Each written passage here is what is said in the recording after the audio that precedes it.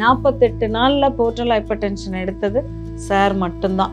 அவ்வளோ சீக்கிரம் ரெக்கவர் ஆனார். அதாவது வியாதி எவ்வளோ இருந்தாலும் அதுல இருந்து திரும்பி வர்ற அந்த மனோ தைரியம், அந்த உடம்பு அவருக்கு கோஆப்ரேட் பண்றது எல்லாமே நல்லா இருந்தது. அந்த போர்ட்டல் ஹைப்பர் டென்ஷன் இல்லைன்னா ஸ்பிளின்ல பிரச்சனை இல்லை, மண்ணீரல்லையும் பிரச்சனை இல்லை, கிட்னி ஃபங்க்ஷன் ஆகுது, யூரின் நல்லா போகுது, அசைட்டிஸ் இல்லை, வயிற்றுல நீர் இல்லை.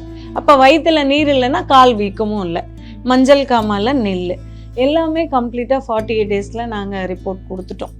அதுக்கப்புறமும் நான் என்ன சொன்னேன்னா, ஒரு 48 நாளுங்கிறது இன்னொரு 2 48 நாள் இல்லை 3 48 நாள், ஒரு 6 மாத செலவில் இதையே நீங்கள் மெயின்டைன் பண்ணிங்கன்னா உங்களுக்கு அடுத்த 60 வருஷத்துக்கு லிவர்னால பாதிப்பு இல்லை. ஏன்னா லிவர் பொதி சுமக்கிற கழுதை, அது கீழே விழுந்ததுன்னா இறந்தது தான். அவ்வளோ சீக்கிரம் அதை ரெக்கவர் பண்ண முடியாது. ஒன்ஸ் போயிருச்சு, இப்போ நம்ம காப்பாற்றிட்டோம். இருந்தாலும் பத்திய முறைகள் என்ன நான் மெடிசன் கொடுத்தாலும், நீங்கள் லிவரே டிரான்ஸ்பிளான்டேஷன் பண்ணினாலும் லிவரை பொறுத்த வரைக்கும் தன்னைத்தானே சரி பண்ணிக்கிற ஒரு சக்தி இருக்கு.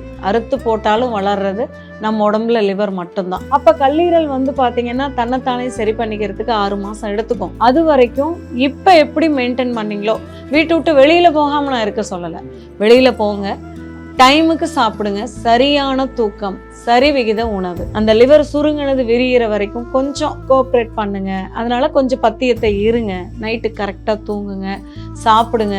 எந்த ஸ்மோக்கோ இல்லை ஆல்கஹாலோ எதுவுமே இல்லை. அப்படி இருந்திருந்தா அந்த ரிசல்ட் வந்திருக்காது.